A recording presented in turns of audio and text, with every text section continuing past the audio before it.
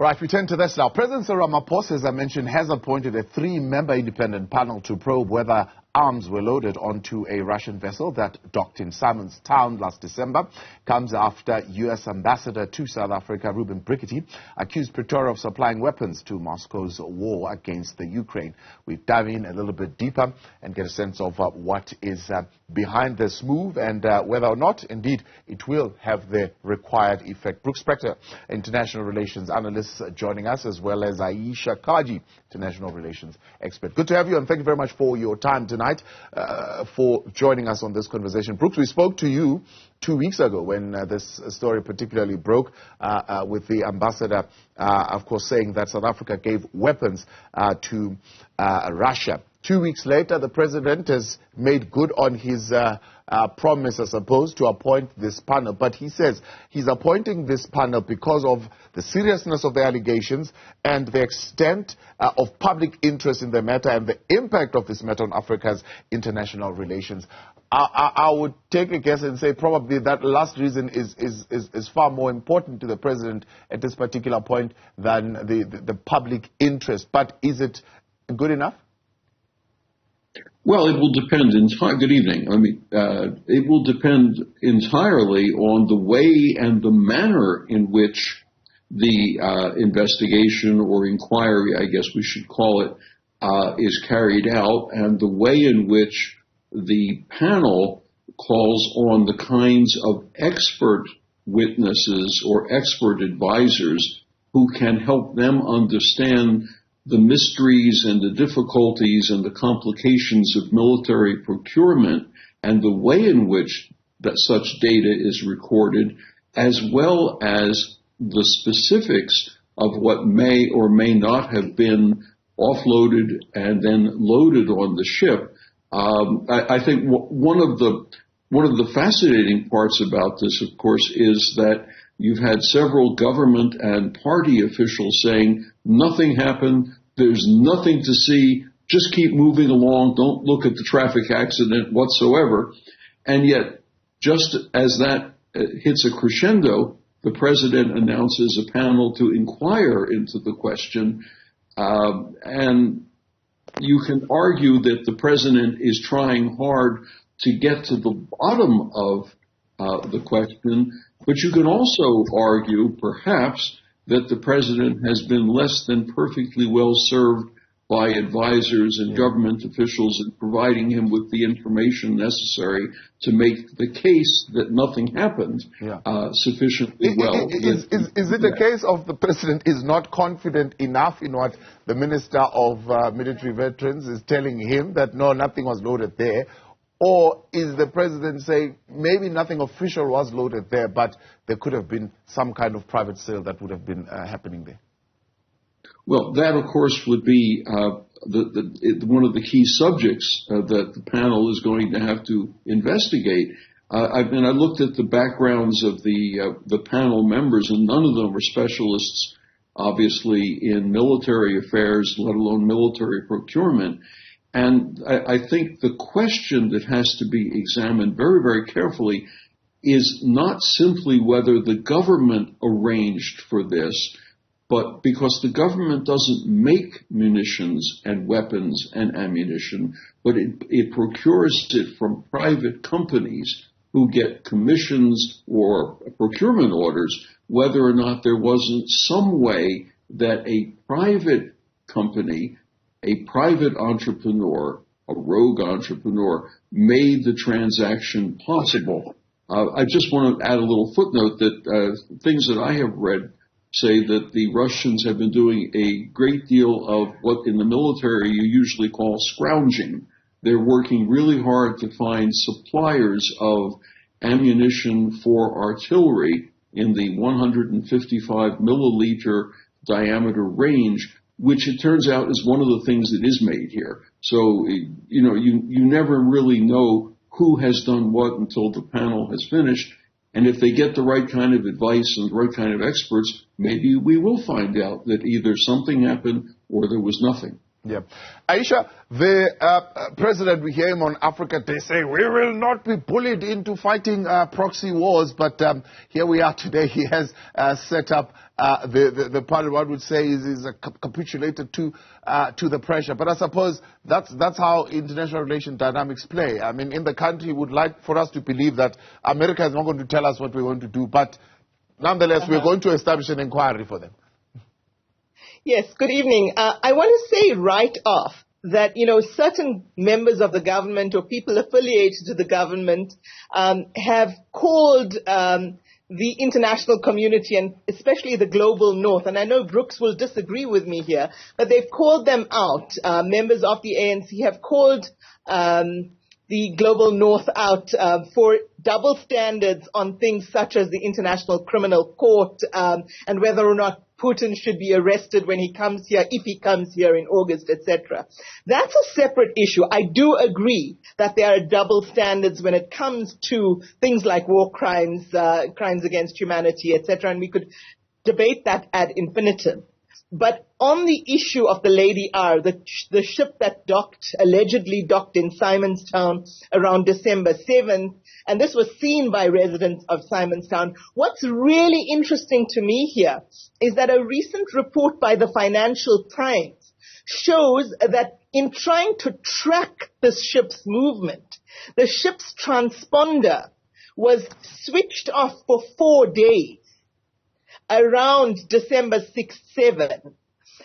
So it was tracked until the Cape of Good Hope, and then its transponder was apparently switched off because there's no tracking data for it for 4 days. Also interesting to me is that residents of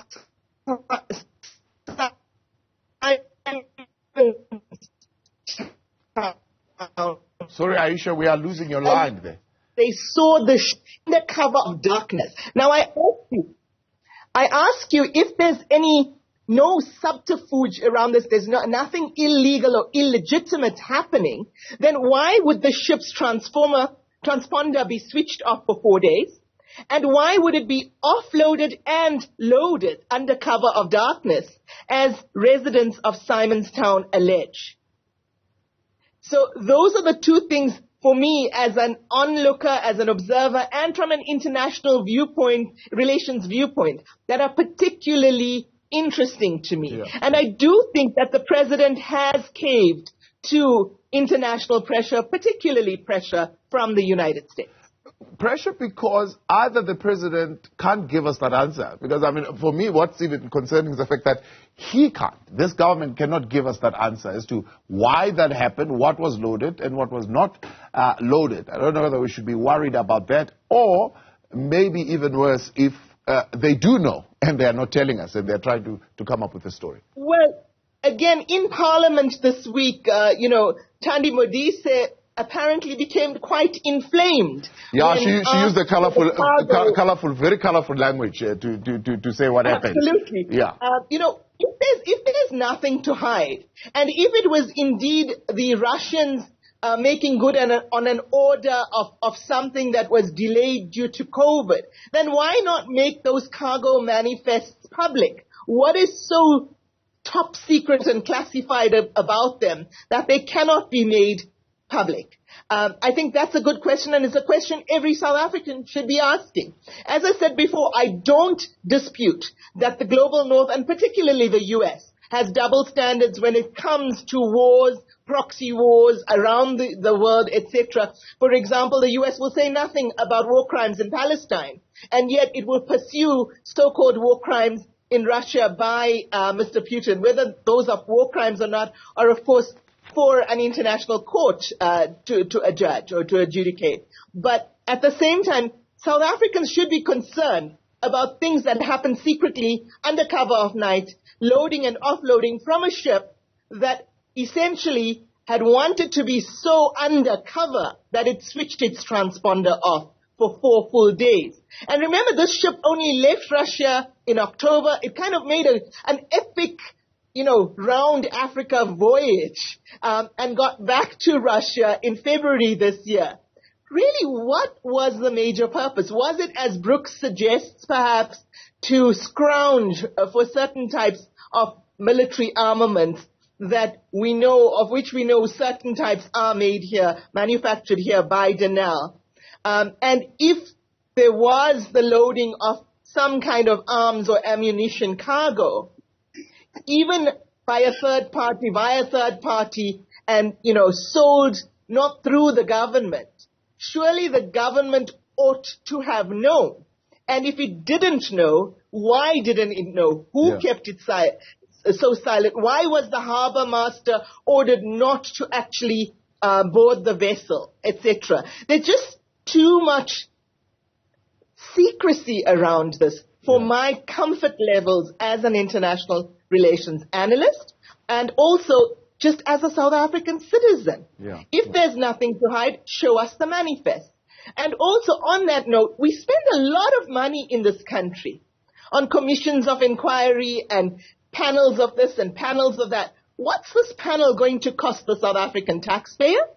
And is it going to have any real oomph at the end? Is it going to have power to actually bring in the National Prosecuting Authority if that is warranted?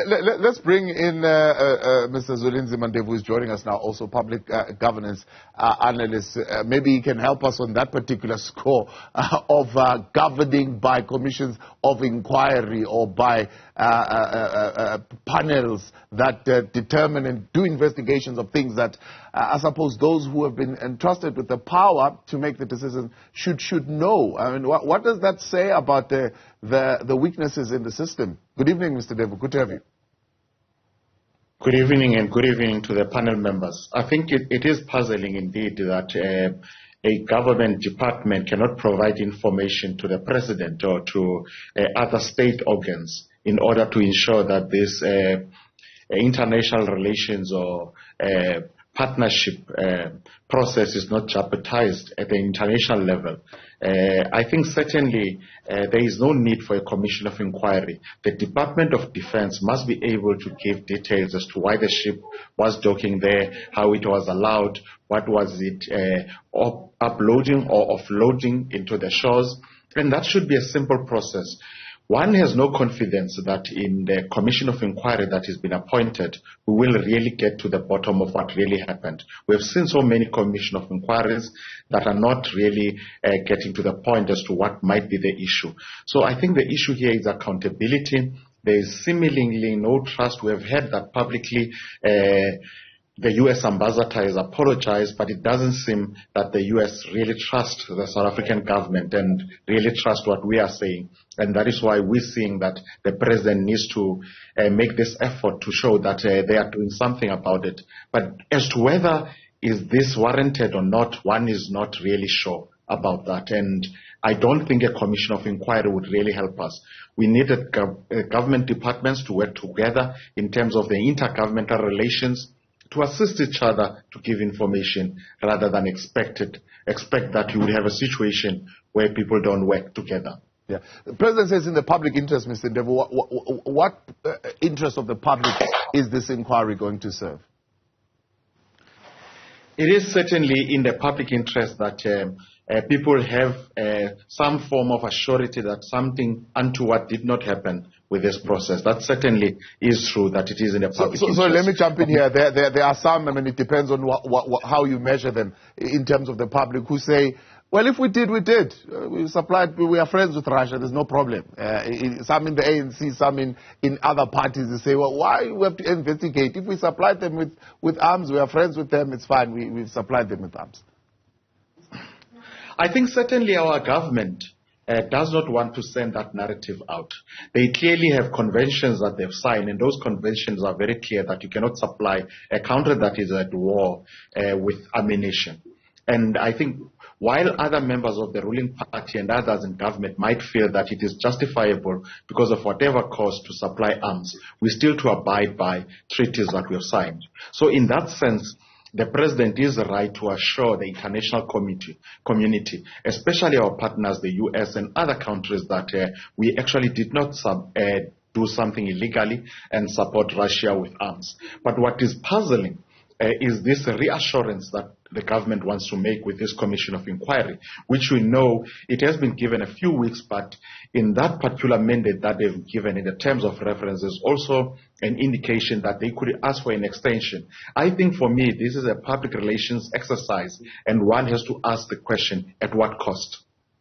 Certainly, and we'll come into that. Brooke Spector staying on, and Alicia, Kajee, international relations expert, as well as Zwelenzima Ndevu, public governance analyst. We'll wrap up the conversation after the break. Stay with us. Brooke, let's come back to you. Two issues raised by Alicia. The one is the ruling party continuing to call out, I suppose, the Western powers that be. We saw one interview done by the SG of the African National Congress saying, for example, the Americas says no, there are weapons of mass destruction there in Iraq. Even today we are still waiting. They have not shown us those weapons of mass destruction. And here we are trying to prove ourselves to them. Maybe that's one aspect that you'd want to touch on. But what's interesting to me is that do we sit here and believe that the ambassador made that statement in error for him to apologize to, or does America really have the intelligence information to say that there were arms that were loaded there? Of course, because of diplomatic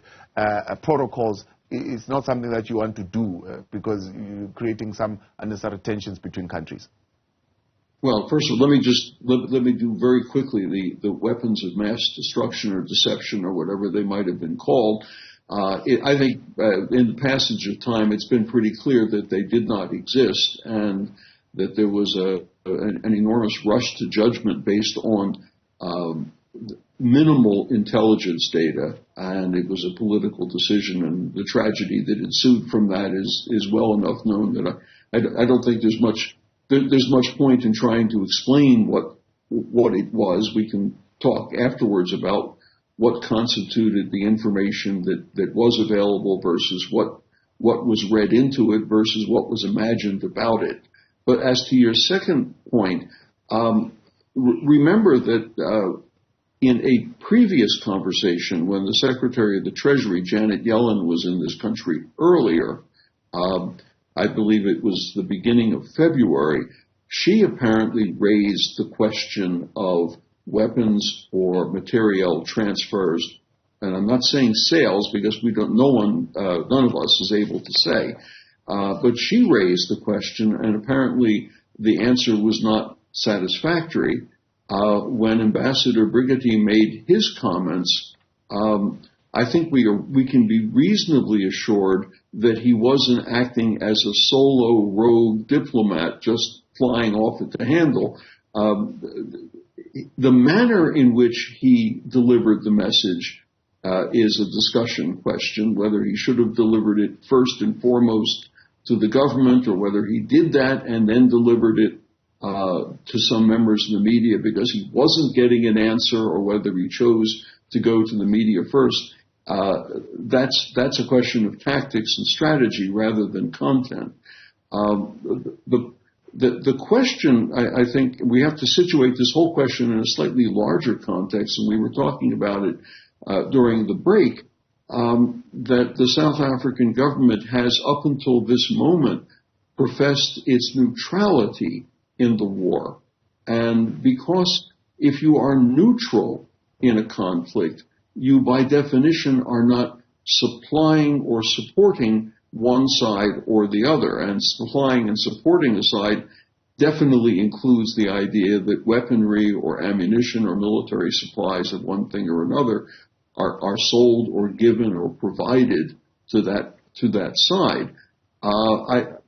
It still dumbfounds me that the government here has gotten itself into this tangle by not simply coming out and saying, wait a minute, here's the documentation from the Conventional Weapons Control Council, which is the governing authority, I think that's the proper name of it, the governing authority for sales or transfers or purchases even of military hardware. And look, this is stuff that we did and we admit it and that's the end of it. Yeah. Or we didn't and here's the documentation to show that.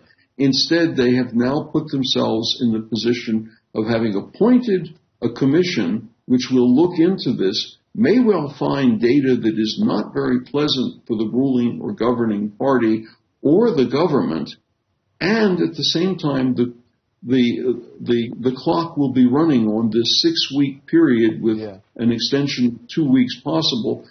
They put themselves in an awkward position that they didn't have to do. What do you make of a former head of state? I'm paraphrasing; it's not his exact words, but former President Thabo Mbeki, while he was speaking in Conakry in Guinea, basically said he doesn't think that there is capacity in this country to be able to supply Russia with any weapons of any sort at this particular point.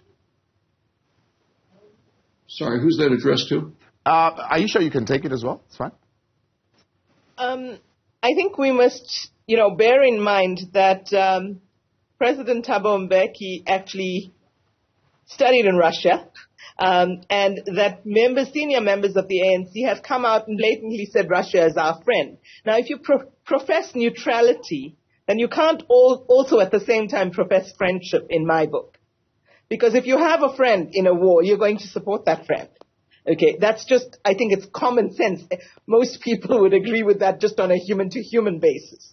But I do think Brooks is right. Why not just supply the documentation and not spend time, money, effort, energy on this commission or panel of inquiry, whatever you want to call it? And I'm particularly concerned that it appears to me that there are elements of the South African government that obviously don't communicate well with one another. There seems to be a lack of communication between, for example, the presidency and the Department of Defense, and even, the members of parliament, the rank and file members of parliament. So it doesn't seem to me that anybody in the government currently knows exactly what happened. And it does seem to me that there is some attempt to conceal what happened, because, as I said before, why was the transponder switched off? Why was the harbour master told not to board the ship? That's normal for harbour masters to do. And why was the cargo, whatever was coming into South Africa, offloaded in secrecy? And why was whatever was unloaded onto that ship also done in secrecy? What is so highly classified information that we can't just make it public at this point, given the repercussions that might occur internationally if there were some form of military hardware, particularly going out of the country? And if that does come to light through this panel, we're going to be in the same situation that we would be anyway if those manifests were made public right now. And if there's no military hardware on there, then what's the big fuss about? Why the secrecy? Is it some kind of advanced artificial intelligence technology, perhaps, that we want to keep a lid on? I mean, I can't really think of what else, other than military hardware, would be cause for this much secrecy. Well, again, if it is classified information, I doubt whether this 3-member panel will also be able to release that kind of information to the broader public in their report. Could I just add one thing? Yes, Brooks, you can come in there. Let me just, as much as I dislike disagreeing with the former president, he's missing a point here in that the country does have a military hardware industry. It's not huge by world standards, but it is capable, and it does export military technology, hardware, weaponry, ammunition to a number of countries, including some that you might be a little bit concerned about every once in a while. And moreover, some of the military hardware that it makes and some of the ammunition that it makes is world standard. And if that's true, it is not beyond the realm of possibility that a belligerent party involved in a war which is not going so very well, since they're already trying to buy military equipment from Iran and North Korea, they may well want to go to a friendly country, even if it is ostensibly neutral, and say, please, you got to help us. And as I say, I'm sorry to pick to pick an argument with Tom Becky, but I think he's being a little too kind to former friends. Mr. Ndevu, let me bring you the what we haven't unpacked here is what would be the repercussions from an international relations viewpoint, from a diplomacy viewpoint, if somebody in South Africa, be it a third party, a member of government, a former member of government, if somehow military hardware was loaded onto that ship by whomever for whatever purpose, if it turns out that did happen, what is the fallout of this PR actually backfiring on the government itself? But Mr. Ndevu, the president trying to answer the question, I suppose, that Aisha was also raising, of what is this going to cost us? I don't know if it does us any favors. He says, though, the panel will report directly to the president and will be supported administratively by personnel from the presidency assigned to this task by the DG in the president. It's almost to say, well, they'll be using the office of the president. I mean, it's still costing taxpayers money, and we know what happens to panel reports. One was a panel report against him, the president, which he's not he's not even interested in challenging it in court. He's saying, well, it's mute, it's dead now, it can go into trash. I think typically, with all commissions of inquiry or panel reports that we've seen, there is a set budget, but it escalates over time. And I'm suspecting this would be the same thing, that over time, this amount of money that is put aside, which is very rigid or very small, because there will be internal support and all of that, but over time, it might increase. And that is what we are uncertain about, and that's what worries us. If you take the Zondo Commission, for example, it went to almost billion rand out of a commission of inquiry that was supposed to do work that was not going to cost triple what it has costed. So certainly there is no guarantee in terms of saving or ensuring that it doesn't cost a lot. And I mean, one must weigh that against the outcomes, as my colleague has indicated. What happens out of the outcome? Maybe we should have taken a step back and said, while government acknowledges that this is something that should not happen, and whoever might have done it, if there were arms that were actually sold or were loaded into that particular ship, that was illegal, and that particular individual or those particular individuals would have to be taken to task, because it is very clear that they were not given authority to do so. At what cost? What would be the cost of us doing that? I think we should have looked at that. Certainly, we want to keep the relations with America because of the investments. And if we are to, which I think this PR exercise wants to do, is to say this government has not planned or got involved in this particular issue knowingly. It might be people that have ulterior motives that are not working with the president that might have done that if something of that nature has happened. I think that's really what the outcomes that people are looking at. And I'm not sure whether this helps with accountability. I think it's more of a PR exercise, as I indicated earlier on. Brooks, 30 seconds, quick one. Aisha, I'm going to give you a last word, but on Brooks, just 30 seconds quickly. What happens if this PR exercise backfires? Well, what happens if there is proof that weapons were put on the ship as it sailed off to Russia?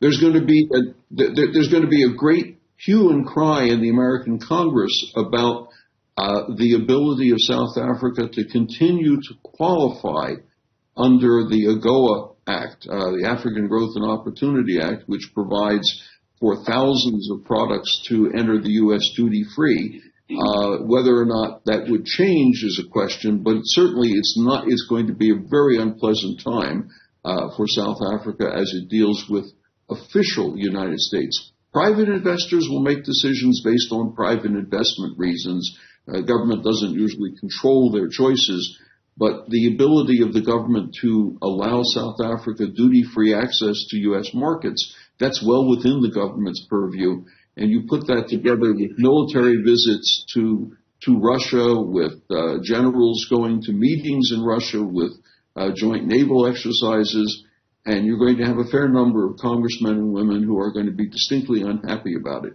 Yeah. Aisha, quick 30 seconds as we wrap up. What do you think would happen if this backfires badly? I think Brooks has summed it up in terms of government response, but I also think that, public opinion counts for a lot in terms of development aid as well, so-called international partnerships, so from foundations, etc. And many of those foundations would be perhaps more inclined to put their funding elsewhere if it does come out that either the government or a government turned a blind eye to arms being sent to Russia. Now, as I said before, I'm not pro-Putin or anti-Putin. I have my own views about that. We can debate that another time. And yes, the West does have double standards. I'll say that very, very clearly. But at the end of the day, wouldn't it have been cheaper, simpler, faster to either make the manifests public or, as Mr. Ndevu said, admit culpability, admit that it happened, whether knowingly or unknowingly, and sanction the person or persons or organizations through the apparatus of the law who actually made that happen or made it possible if it did happen. Appreciate you all. Thank you very much for coming on tonight and helping us in this conversation. That is Zwelenzima Ndevu, public governance analyst, and Brooks Spector, as well as Alicia, Kajee, international relations experts.